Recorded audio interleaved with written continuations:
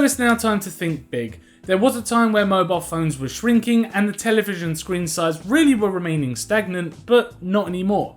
People were now deciding to walk around with ever increasing screen sizes on their mobile phones, and we're starting to see some absolutely monster TVs in the living room. But what is it like living with one? What is it like upgrading from a 55 or a 42 to a 65 inch? Now, Samsung did reach out to us with their new UE65 NU8500, which we put to the test, and we're just going to give you some thoughts. Now, as the name suggests, this is a 65 inch television, and that's measured from corner to diagonal corner. Now, we've been through the natural process of a standard 32 inch telly that were all of the rage a few years ago, through to a 42, onto a 55, and now the 65 inch that you can see behind me. But why does the 8500 look so much bigger than a 55 inch when the bezels on the actual screen are no bigger than a centimetre anyway? Before we delve into how great that this absolute behemoth of a TV is, I just want to give you a quick warning. So I wasn't actually the one that accepted the delivery of this TV, it was actually my father that was in at the time, and he accepted this delivery of the TV, and on the packaging I must say it does say two-man job. Now, unfortunately, he decided to ignore that and he carried it in by himself, and he managed to get it out of the box and set up all by himself, but unfortunately he did hurt his arm doing that, he did pull a muscle, so the TV isn't that heavy, but the actual size of the TV itself is really the problem you have when carrying it, so you really need one person at each end of the TV to carry it into the room, to the place where you're going to place the TV. So when you first plug it in, Samsung prompts you through the setup stages, which you do have to use a Samsung mobile phone for. Now, I'm sure that there is a manual way of doing this because not everyone's going to have a Samsung mobile in their pocket, especially maybe the older generations may not even have a smartphone. And you've also, remember, you've got Apple users out there as well that are definitely not going to have Samsungs in their pockets because they like the iOS system too much. But I'm sure there is a manual way of setting up this TV. You do get two different remotes. You get the new Samsung remote control, which has the voice activation and just a few buttons on there to get you through. But you've also got a standard remote as well, which can help you guide you through each various menu system on the actual television. But the actual setup of the television was relatively easy. It does prompt you on screen when you are setting up the television to enter your Wi-Fi in there. If you are using a mobile phone, and it was very strange doing this, but I think it actually used the Wi-Fi settings from the Samsung mobile because it never prompted us straight away for those Wi-Fi settings, and it was only once we unplugged the telly and plugged it back in elsewhere out here in the studio that we got that Wi-Fi prompt come up. But when it was set up using the mobile phone, it never asked for any of that. If you were using a mobile phone though, setup was extremely simple and it didn't take very long at all. Now, we received this TV during World Cup season, so inevitably we used this telly to watch pretty much every single match that the World Cup had to offer, and I must say that the colours on this screen were absolutely phenomenal. At the moment we're running a bit of 4K content that we found on YouTube, which is this nice fish tank video, so it's running 4K, it's actually running HDR as well on there, but remember, if you're watching broadcasted television, it depends what they're broadcasting in. If they're not broadcasting in HDR, then you're not going to get HDR quality on the actual television. You still get the high definition and you get the really, really fast refresh rates and the extremely large contrast ratios, but you're not going to get that HDR quality. Now, one major flaw, because this is a curved television I want to talk about, is reflections. Now, my father didn't notice it straight away because where he sits in the living room, where it's placed on the TV stand, he's sitting dead onto the screen. And it wasn't until I decided to sit on a sofa that was away from the actual television that I noticed that it was picking up really, really heavy reflections from the window. Now, I can only assume that's because if you've got light coming from this side, for example, then you have a reflection on the adjacent side of the screen and vice versa, depending on where the light's coming from in the room. In dimly lit environments, though, this telly is absolutely phenomenal. Now, the other thing I wanted to talk about was the fact that you lose out on picture quality if you are sitting on one of the curbs. Now, again, I didn't notice this straight away, and it was only my father that picked this up when we were both sitting there watching the telly. He was sitting away from the screen, and I was trying to show him some HDR content, and he didn't like it. He said it just looked bland, it looked horrible. But it was because he was sitting on an angle to the actual screen, so he was sitting more adjacent to kind of this area or one corner of the actual television rather than dead on. But I was saying, how fantastic is this picture, and he just couldn't see it. It wasn't until he decided to come and sit where I was sitting that he inevitably agreed that HDR content looked absolutely fantastic. So do bear that in mind as well. If you've got a wide living room where people kind of sit around the television, you might not get the best picture quality if you're one of those people sitting on the edges of those seats. Because really the best picture quality you can get is if you sit dead onto the center of the screen. So the Samsung 8500 in our house created a stir that I never really would have expected from a flat screen television, and that's with the sound. Now I'm not sure why, but when we plugged our 5.1 surround sound system into this telly, it sounded, using optical by the way, it sounded so much more superior than when we were using the older TV, running the same optical cable from the TV to the amplifier. I'm not sure if they've put an updated amplifier in this model or whether it's just, I don't know. I really don't know how to comment on that because it just sounded so much superior than older tellies that we've used. And I think it's probably down to the preamps inside the actual television itself. Now, we did watch the British Grand Prix. We watched World Cup. As I said, we watched that in every single match of that. And we also tried the new Blade Runner film as well, Blade Runner 2049, and that sounded absolutely wonderful. And that was broadcast through Virgin Media. That wasn't like an Ultra 4K DVD or a Blu-ray that we put in the actual Blu-ray player. It was actually broadcast from Virgin Media, and the actual sound quality was phenomenal. It sounded really, really good. And bearing in mind as well that our 5.1 surround system is around 7 years old. It's not new. It's been the same one we've had all the way through sort of the life of flat screen tellies in our house. And it's just really, really created some wonderful sound from that. And I've definitely got the TV to thank for that because it's never sounded that good before. So on the back of the TV screen, you can find 4 HDMIs, which is why I think this TV is actually so expensive. It seems like the more HDMIs you want on your telly, the more you're going to pay, inevitably. So this telly comes in at around the £2,000 mark from Currys, which is a UK electrical retailer. I've not really seen it much cheaper than that online. But and it's got 4 HDMIs, and it almost seems as if the extra HDMI has always puts the price on top of the screen. Other ports include the optical port. You've got a couple of USBs on there as well. You've also got some very, very old kind of connections, like a coaxial aerial connection if you want to pick up your Freeview channels, which you can use as well. There's also Wi-Fi on this TV, as we said before, which gives you access to internet services like Netflix, Amazon, Amazon Prime. And there's also, if we go to the home on here, you've also got something that's called TV Plus, which is a service that actually I think comes with the Samsung telly. I've never seen it before, but you have to subscribe to it. You don't actually get it here, but as you can see, you get some movies: Tomb Raider, Red Sparrow, Game Night, Shape of Water, 50 Shades of Grey, or 50 Shades Freed, which I think might be related to 50 Shades of Grey. Obviously, Black Panther, Hotel Transylvania, Phantom Thread, The Greatest Showman. You got loads of different things on here that you can subscribe to, and that's actually done through the TV Plus, which is down here as well. But as I said, you got Netflix, Prime Video, iPlayer, ITV Hub, I think it's called, which is ITV's catch-up, Google Play, YouTube, Channel 4, catch-up, Gallery, which if you hook it up to like a NAS drive or something like that, you can view photos on the actual screen, the internet, which has a browser, you see Facebook, YouTube, Google, MSN, which is a few favourite websites, Vimeo on there as well, My5, and Rakuten Telly, which is again is a subscription service on there. So you have got, without plugging in like a Sky, a Virgin box, FreeSat box, you got the Freeview channels on here if you do want to use that. But you have got a decent amount of content that you can subscribe to through the actual television itself, which does make everything that much more appealing, I think, because it's displayed really well and you've just got some nice content. Bearing in mind iPlayer, ITV, actually I think it's just BBC iPlayer. You need a TV license here in the UK, so do keep that in mind as well. What else have we got on here? If we go through some of the settings, actually apps.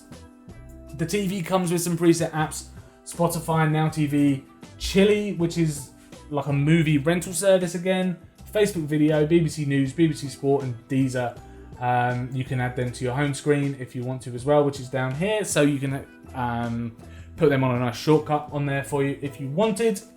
And then when you get over to settings, there are some really, really nice different sort of settings you can get involved in depending on the picture quality that you want. So at the moment it's set on natural, which is best suited, But you've got things like your dynamic, standard, movie mode, which mutes all the colors to give as much detail in the picture as possible. Most people will probably stick to dynamic anyway.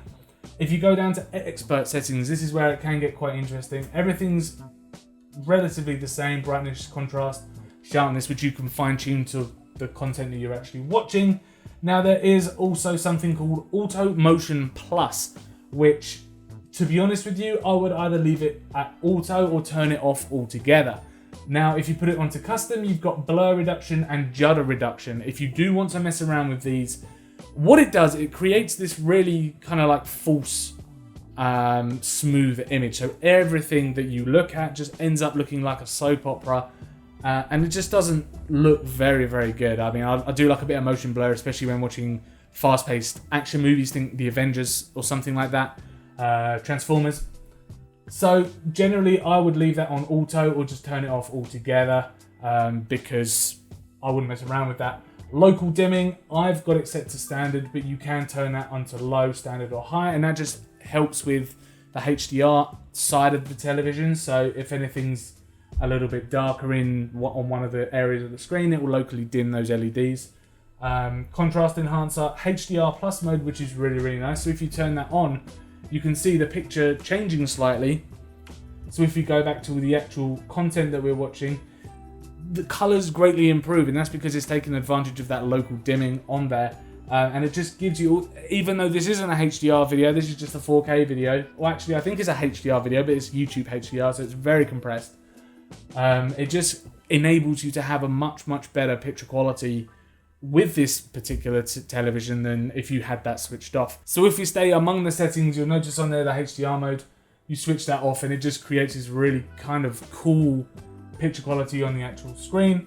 Color tone, again, is set to cool. If you set that to standard, it doesn't do a huge amount. I never really noticed it do much, to be honest with you, but you only have cool and standard will just warm up that picture for you without really any kind of problem there. It's just easy, very, very easy to set up. Everything on this telly is very, very easily accessed. It's very easy to set up as well. Some of the settings are locked, and that is depending on the source that you're plugging into. So film mode, for example, is for TV AV component or HDMI, which if it's an older piece of technology, it will try and improve and upscale that picture to match the quality of the actual TV. If we go down, I wanted to show you one more setting as well, and that's called External Device Manager. So if you go into here, you can set the AnyNet up. So if you've got Samsung Telly, Samsung Blu-ray, Samsung Surround Sound System, you can use one remote control to control everything. And that's very easy. It's very much auto-detect on the devices that you use. Now, this is HDMI UHD color. So you can turn all of these on, which is very much an upscale to the color quality that you get through the various devices you plug in. So whether that's an Xbox, Virgin Box, Blu-ray player, surround sound player with a built-in DVD player, anything that you plug in, it will upscale the picture quality. I'm using the internet at the moment, so it doesn't actually do that on there. I don't know why it can't affect internet sources, but you've got that there. Input Device Manager, which is Bluetooth, keyboard and mouse settings, and then Device Connection Manager is any device that you've got connected to the telly, including smartphone and tablets on there as well. So now we've got the menu system out of the way, I want to talk to you a little bit about the technology behind the TV. Now I have to read this, I'm afraid, because it is an absolute mouthful, but this is a curved dynamic crystal color Ultra HD certified HDR 1000 smart 4K TV. That is its name, and that is an absolute mouthful, but what that means is HDR certified, which means any HDR content plugged in there, it can go as bright as 1000 nits, I think that's what that means, all the way down to the darkest of blacks. So the actual resolution of this telly is 3840 by 2160, which is 4K.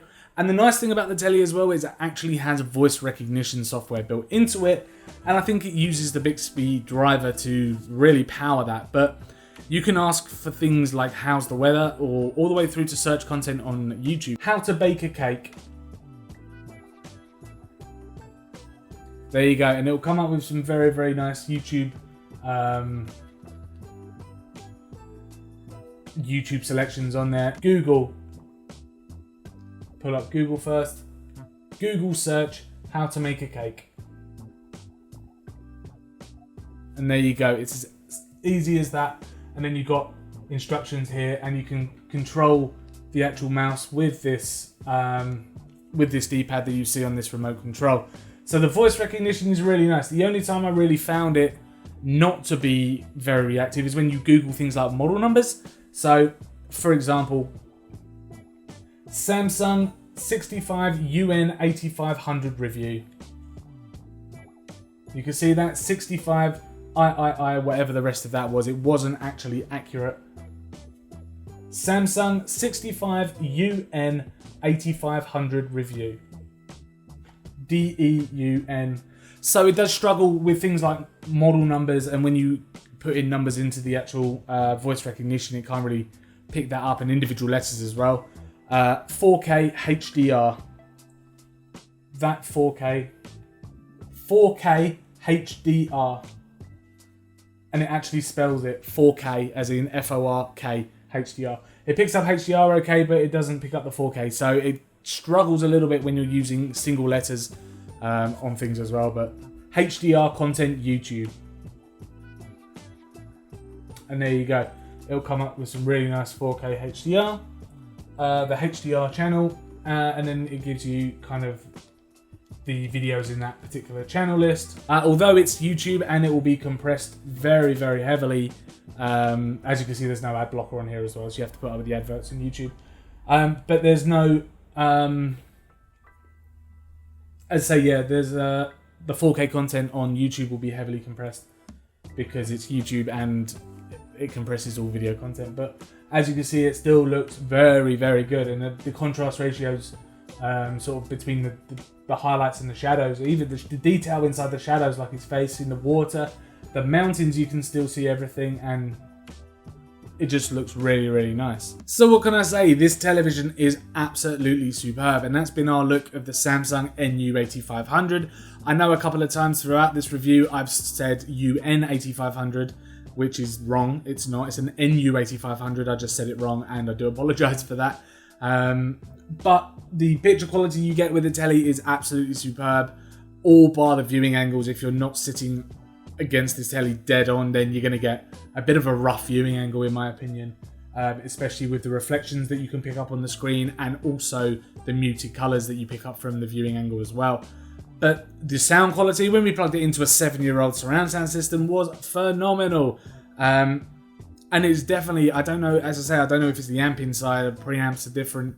But the sound was so much greater plugging it into this than it was over our older 55-inch TV we have inside now. Now, the only thing that could put you off is the price. It does, as I say, come from £2,000, around £2,000 in Currys, which is a UK electrical retailer. I can leave links in the descriptions for the best price for you as well, and also an Amazon affiliate link if you wouldn't mind clicking that. If you are interested in getting one of these tellies, it would help us out a lot. And the last thing is the amount of online services that you get with the telly, and the voice commands as well. The searching commands is really, really nice, especially with the video stuff, Netflix, Amazon Prime, Now TV, and all of the other random ones you get from Samsung will make a really, really nice package on there without having to subscribe to things like Virgin or Sky if that's not your bag. Thank you for checking out our video review of the 65 NU8500, not UN, like I said before. If you enjoyed this video, then click that like button. Please do subscribe to keep up with all of our latest tech and gaming videos, and also let us know in the description what you think about this absolute beast. Whether it's a TV for you, whether you need a smaller one, whether curved TVs are your thing. Let us know in the comments what you think. Thank you very much for watching, and we will see you in the next video.